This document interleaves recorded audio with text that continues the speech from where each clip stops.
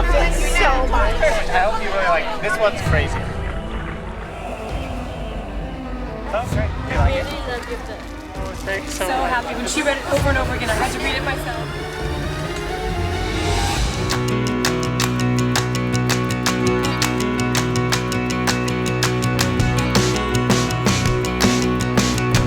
The first time I did one of these schools was in Philadelphia, and I'd never done a school presentation. I'd never spoken to kids in my life, and they had this massive 2-story auditorium, and it felt like I was at like one of those TED conferences, and it's trial by fire. After that, I've been fine. Now, no matter, you can throw anything at me, but if your first time is going to be in front of 600 people on an IMAX screen, you know, get over your stage fright pretty quick.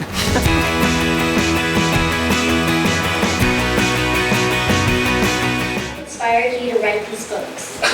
Growing up, I didn't have cable or the internet. I was obsessed with Disney movies. So on this very rickety TV set, I just used to watch Disney movies, 24 hours a day, to the point that I was a very shiny, happy child. Where I can quote you Robin Hood and Alice in Wonderland and Sleeping Beauty by heart.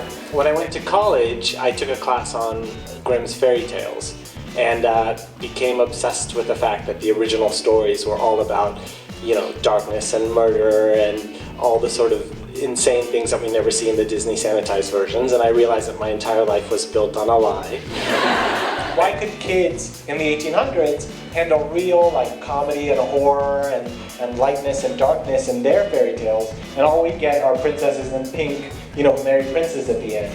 So I wanted to tell my version of a fairy tale that was like the old ones. In the forest primeval, a school for good and evil.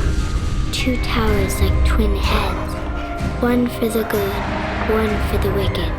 And then the question was, who's the villain? Who's the villain in the School for Good and Evil that they're all gonna fight? Just the difference between this and other series is there is no outside villain. There is no Voldemort, there's no Darth Vader. Meaning, between Sophie, Agatha, and Tedros, one of those 3 people in the course of the story is the worst villain in the entire universe. Meaning you might start rooting for a character who ends up being the force of all evil. And you might end up with your favorite character dying because you don't know they're the villain.